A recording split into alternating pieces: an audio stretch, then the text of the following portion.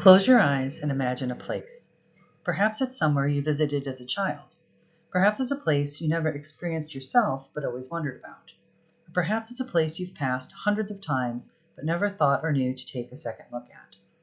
This is how my thesis journey began, with imagining, not of a place I never knew but always wondered about, but of a place that was once a vibrant and integral part of my childhood, but over the intervening decades slowly faded away in plain sight, lost to suburban sprawl, property redevelopment, and good old-fashioned reclamation by nature. My lost place tugged at the budding preservationist in me and asked what I could do to bring it and other lost places back into the broader narrative fold. My lost place was the landscape of the Limestone Pony Club, which thrived in and around the central New York area from 1963 through the late 1990s. I was a member of the club and actively engaged with this landscape from 1982 to 1986. During most of my time at Goucher, I also lived within this landscape and passed many of its components every day. However, without my previous knowledge of how these different places were connected, I would never know they were once part of a broader cultural landscape, connected by the people who once lived within it.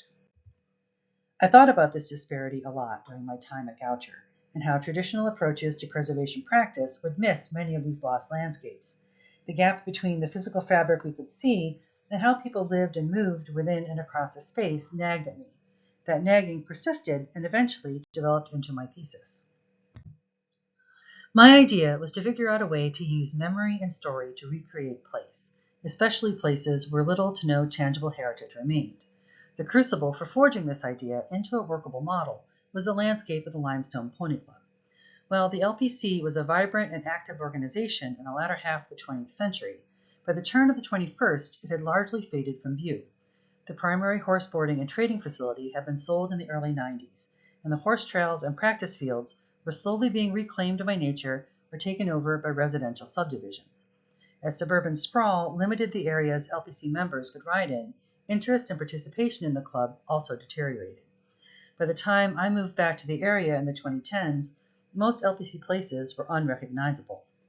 As a result, a preservationist conducting a resource survey in this area would likely never know the barns, fields, and woods were once part of an active and vibrant equestrian culture. So how to bring that landscape and the people who once defined it back into focus? I wanted a way to truly center people not only within their landscape, but throughout the research process. I knew memory and story were gateways to reclaiming lost places, but needed a mechanism for making that work. I found that mechanism in collaborative ethnography and used my thesis project to develop a way to apply this approach to preservation practice. While many of you are familiar with the practice of ethnography, collaborative ethnography is distinct for the continuously negotiated way knowledge is gathered, analyzed, and produced, from initial project design through data collection, analysis, and interpretation, and especially writing. CE means explicitly and continuously including community members as active and equal collaborators, and results in co-produced, multi-audience products that center both community and professional voices. It also brings people's memories and stories of place back into the narrative fold and helps identify and redefine places that would otherwise be invisible to traditional preservation approaches. I called the adaptation of CE a people-in-place approach to preservation practice. For example, the physical places of the LPC are connected by the people who used them instead of by geography, architecture, or by a famous person or builder. Looking from the outside, a reviewer would have little reason to connect these places as part of a broader cultural landscape. However, by using a CE approach to collect memory and story, this previously lost landscape is identified and defined by the behavior and experience of the people who used it. These intangible components help orient and ground people within their landscape and ensure they remain centered in how that landscape is researched, analyzed, and presented. But what exactly is a collaborative ethnography approach to preservation practice, and how does it work? First, remember that CE is all about collaboration, in the beginning, the end, and all throughout the middle of your project. But all components of CE are also scalable, and not all of them need to be used in every project. So the first step is determining if a CE approach is a good fit. To help with this initial suitability evaluation, I developed a set of 6 questions to consider before trying a CE approach. Is there a living community with memories and experiences related to your project? Does your project have a strict timeline? Can you provide multiple means for communication and feedback? Is there sufficient community enthusiasm related to your project? Is an adaptable methodology a good fit for your project? And is there enough room in your timeline and budget for all project deliverables? If, after considering your project in the context of each of these questions, you still think a CE approach would be a good fit, it's time to take a look at some individual components and see where and how they could apply. Remember that not all components will be applicable to every project, and that all of the components are scalable.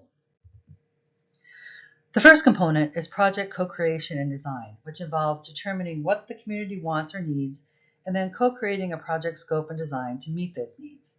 This can be used if your project involves a specific research question or topic, or if you want to help a group or community define its own research agenda. The scope, nature, and goals just need to be clear. The second component is interviews. People will be more invested in a project if their ideas, needs, concerns, and fears are taken seriously, and preservationists can use this component to position themselves as part of a team with a community, not as the sole leader or voice of authority and expertise. This is about more than collecting data and later rechecking for accuracy. It is about building and maintaining relationships throughout the research process and ensuring accuracy of representation and protection of community voices. The third component is co-interpretation and analysis, which means researchers and consultants work together to evaluate and interpret data. This provides important safeguards against misinterpretation or misrepresentation by the researcher, especially for projects involving marginalized communities whose stories and histories are often erased, suppressed, or misrepresented.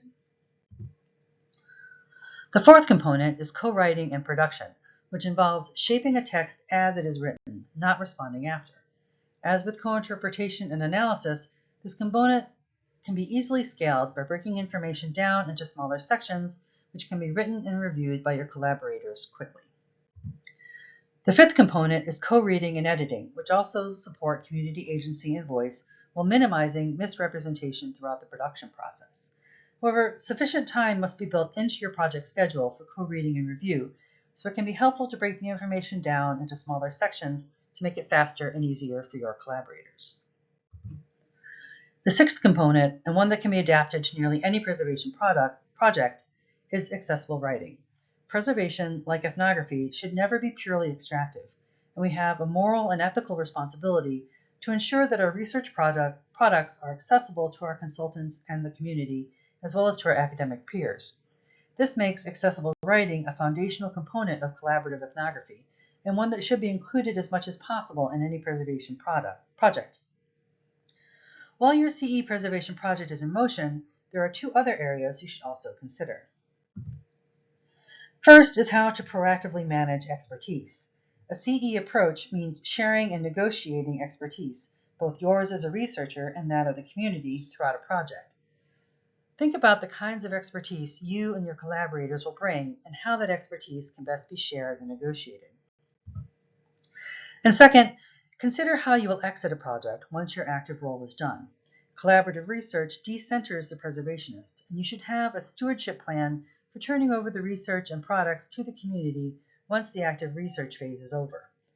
This will look different for each project, so be open and transparent about when and how your involvement will end and how the community can proceed without you. Okay, time to take a deep breath. We've covered a lot of ground very quickly, but don't worry. I designed Chapter 4 of my thesis to work as a standalone set of definitions and recommendations for applying collaborative ethnography to your own preservation practice. So if you are interested in learning more about this methodology, I encourage you to take a closer look at this chapter. If you do decide to use CE, I would love to learn more about your experience. If you are interested in learning more about the LPC and how the application of collaborative ethnography fleshed out the LPC History and Landscape project, I encourage you to look at the LPC History and Memories Toolkit. Links are provided here as well as in Part 2 of my thesis. Thanks.